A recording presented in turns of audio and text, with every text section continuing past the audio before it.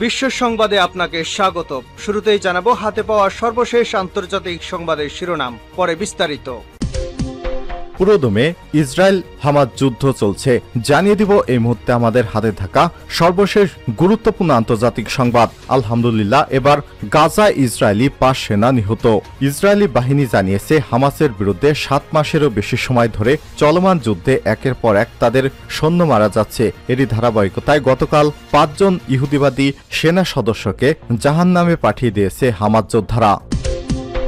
এরপর জানিয়ে দিব গাজা নিয়ে মতবিরোধ। এই প্রথম ইহুদি আমেরিকান বাইডেনের এক কর্মকর্তার পদত্যাগ। আলহামদুলিল্লাহ, এবার পুরো বিশ্ব ফিলিস্তিনের পক্ষ নিয়েছে। এরই ধারাবাহিকতায় এবার ইসরায়েলের বিভিন্ন ইহুদি সম্প্রদায় কট্টরপন্থী শয়তান বেঞ্জামিন নেতানিয়াহু সরকারের বিরুদ্ধে কঠোর অবস্থান নিয়েছে। এরই ধারাবাহিকতায় ইহুদিবাদী বেঞ্জামিন নেতানিয়াহু সরকার কোণঠাসা হয়ে পড়েছে। জানিয়ে দিব মার্কিন ডেস্ট্রয়ারে হামলার দাবি হাউসিদের। ইয়েমেন ভিত্তিক হাউসি যোদ্ধারা লোহিত সাগরে একটি মার্কিন ডেস্ট্রয়ার এবং ইসরায়েলগামী জাহাজে হামলার দাবি করেছে। আনাদোলো এজেন্সি এই খবর প্রকাশ করেছে।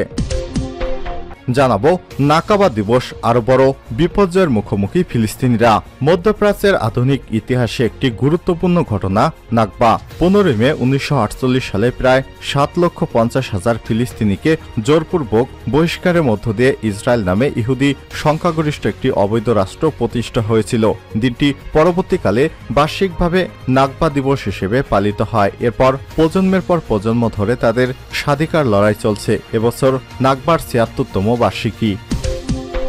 এবং সর্বশেষ জানিয়ে দেব ইসরায়েলকে ইউরোপীয় ইউনিয়নের হুমকি। রাফা অভিযান নিয়ে ইসরায়েলকে হুমকি দিয়েছে ইউরোপীয় ইউনিয়ন ইউ। বুধবার 15 মে টাইমস অব ইসরায়েলের এক প্রতিবেদনে এসব তথ্য জানানো হয়েছে। প্রতিবেদনে বলা হয়েছে ইউ ইসরায়েলকে রাফায় সামরিক অভিযান অবিলম্বে বন্ধ করার আহ্বান জানিয়েছে। তারা সতর্ক করে বলছে যে যদি তারা এই অভিযান বন্ধ না করে তবে ইউরোপীয় ব্লকের সাথে তাদের সম্পর্ক নষ্ট হবে। এবার ভয়ানক বিপদে পড়তে যাচ্ছে ইহুদিবাদী কট্টরপন্থী বেঞ্জামিন নেতানিয়াহু সরকার। প্রিয় দর্শক, এতক্ষণ শুনছিলেন সংবাদ শিরোনাম, এবারে বিস্তারিত। তবে তার আগে অনুরোধ থাকবে আপনি কোন স্থান থেকে আমাদের সংবাদটি দেখছেন কমেন্ট করে জানিয়ে দিন এই সংবাদ সম্পর্কে আপনার মূল্যবান মতামত। প্রিয় দর্শক, আপনি যদি আমাদের চ্যানেলে নতুন হয়ে থাকেন ভিডিওটি দেখতে দেখতে চ্যানেলটি সাবস্ক্রাইব করে রাখুন, যাতে করে আমাদের লেটেস্ট আপডেট সংবাদগুলো সবার আগে আপনার কাছে পৌঁছে যায়। এবারে বিস্তারিত। গাজায় ইসরায়েলি 5 সেনা নিহত। ইসরায়েলি সেনাবাহিনী জানিয়েছে হামাসের বিরুদ্ধে 7 মাসেরও বেশি সময় ধরে চলমান যুদ্ধে বুধবার উত্তর গাজা উপত্যকায় লড়াইয়ে 5 জন ইহুদিবাদী সেনা নিহত হয়েছে। বৃহস্পতিবার তারা এসব কথা জানায়। ইসরায়েলি বাহিনী এক বিবৃতিতে বলছে সেনা সদস্যরা বুধবার যুদ্ধে নিহত হয়েছে, তবে সেনাবাহিনী তাদের মৃত্যুর কারণ সম্পর্কে বিস্তারিত কিছু এখনো জানায়নি। গত বছরের 27 অক্টোবর স্থল অভিযান শুরুর পর থেকে গাজায় সামরিক অভিযানে 278 সেনা সদস্য নিহত হয়েছে। গাজা নিয়ে মতবিরোধ, প্রথম ইহুদি আমেরিকান বাইডেন কর্মকর্তার পদত্যাগ। চলমান গাজা যুদ্ধে ইসরায়েলের প্রতি সমর্থন প্রদানের জন্য বুধবার বাইডেন প্রশাসন থেকে লিলি গ্রিনবাক কল নামের এক কর্মকর্তা পদত্যাগ করেছেন। তিনি যুদ্ধের প্রতিবাদে প্রথম ইহুদি আমেরিকান রাজনৈতিক কর্মকর্তা হিসেবে এই সিদ্ধান্ত নিলেন। বুধবার ফিলিস্তিনিরা যখন নাকবা দিবস পালন করছে তখন তিনি পদত্যাগ করেন। তিনি অভিযোগ করে বলেন, বাইডেনের হাতে রক্তের দাগ আছে। গ্রিনবাক কল মার্কিন স্বরাষ্ট্র মন্ত্রণালয়ের চিফ অব স্টাফের বিশেষ সহকারী হিসেবে দায়িত্ব পালন করছিলেন। তিনি বুধবার বিকেলে স্বরাষ্ট্র মন্ত্রণালয়ের সচিব ডেবরা হ্যান্ডল্যান্ডের কাছে তার পদত্যাগপত্র পাঠিয়ে দেন। তিনি তার চিঠিতে লিখেছেন যে গাজায় ইসরায়েলের গণহত্যার প্রতি প্রেসিডেন্ট বাইডেনের বিপর্যয় অব্যাহত সমর্থনের মধ্যে এই প্রশাসনের প্রতিনিধিত্ব করা অব্যাহত রাখার বিবেকবুদ্ধি আর পাচ্ছি না। তিনি বলেন, আমি আমার ইহুদি ঐতিহ্য থেকে যা শিখেছি তা হলো এই যে প্রতিটি জীবনই অত্যন্ত মূল্যবান। যারা সহিংসতা এবং নির্যাতনের শিকার হচ্ছে তাদের পক্ষে দাঁড়ানো এবং অবিচারের মুখে কর্তৃপক্ষকে প্রশ্ন করা বাধ্যতামূলক। গ্রিনবাক এর আগে ভাইস প্রেসিডেন্ট কমলা হ্যারিসের নির্বাচনী প্রচারণায় নিযুক্ত ছিলেন। পরে তিনি জো বাইডেনের নির্বাচনী প্রচারণায় যুক্ত হন। পরে তিনি স্বরাষ্ট্র মন্ত্রণালয়ে রাজনৈতিক নিযুক্তি লাভ করে তিনি এই চাকরিটি পেয়ে উল্লাসিত হয়েছিলেন। তিনি বলেন, স্বরাষ্ট্র মন্ত্রণালয়ে যোগদান করে আমি রোমাঞ্চকর অনুভব করছিলাম, কিন্তু গাজা যুদ্ধে ইসরায়েলের প্রতি যুক্তরাষ্ট্রের অব্যাহত সমর্থনে তার মধ্যে পরিবর্তন আসে। গাজায় ইসরায়েলি হামলায় এ পর্যন্ত ৩৫,০০০-এর বেশি লোক নিহত হয়েছে। তিনি বলেন, ৭ই অক্টোবর হামাসের হামলায় তার নিজের সম্প্রদায়ের অনেক মানুষই তাদের প্রিয়জনকে হারিয়েছে, কিন্তু তার বদলে নিরীহ ফিলিস্তিনিদের বাস্তুচ্যুত করা দুর্ভিক্ষ, জাতিগত নির্মূল সহ সম্মিলিত শাস্তি দেয়াটা কোনো যৌক্তিক কাজ নয়। গিনবাক কল মার্কিন প্রশাসন থেকে পদত্যাগ করা দ্বিতীয় কর্মকর্তা।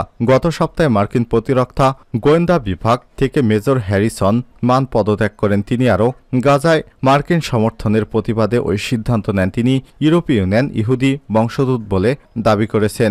এছাড়াও গত মার্চে পররাষ্ট্র দপ্তরের কর্মকর্তা অ্যানেলে সেলাইন পদত্যাগ করেন। তিনি একই কারণ উল্লেখ করেছেন। মার্কিন ডেস্ট্রয়ারে হামলার দাবি হাউসিদের। ইয়েমেন ভিত্তিক হাউসি যোদ্ধারা লোহিত সাগরে একটি মার্কিন ডেস্ট্রয়ার এবং ইসরায়েলগামী জাহাজে হামলার দাবি করেছে।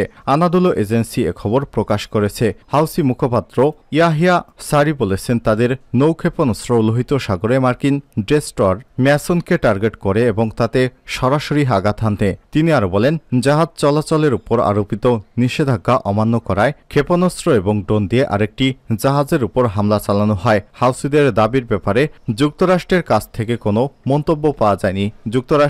যুক্তরাষ্ট্র পশ্চিম ইয়েমেনে হাউসিদের পরিচালিত আল হুদাদা বিমানবন্দরে বিমান হামলা চালানোর একদিন পর বুধবার এই আক্রমণ হয়। হাউসিরা গাজার প্রতি সংহতি প্রকাশ করে লোহিত সাগর, ইডেন উপসাগরে ক্ষেপণাস্ত্র ড্রোন দিয়ে ইসরায়েলের মালিকানাধীন পতাকাবাহী পরিচালিত বা ইসরায়েলি বন্দরগামী জাহাজগুলোতে হামলা চালাচ্ছে। ৭ই অক্টোবর থেকে ইসরায়েল গাজার উপর হামলা চালাচ্ছে। যুক্তরাজ্য হাউসিদের উপর প্রতিশোধমূলক হামলা চালানোর পর গ্রুপটি আমেরিকান ব্রিটিশ জাহাজগুলোকে টার্গেট করছে। ইসরায়েল রাফায় চালানো সামরিক অভিযান অবিলম্বে বন্ধ করার আহ্বান জানিয়েছে ইউরোপীয় ইউনিয়ন ইউ।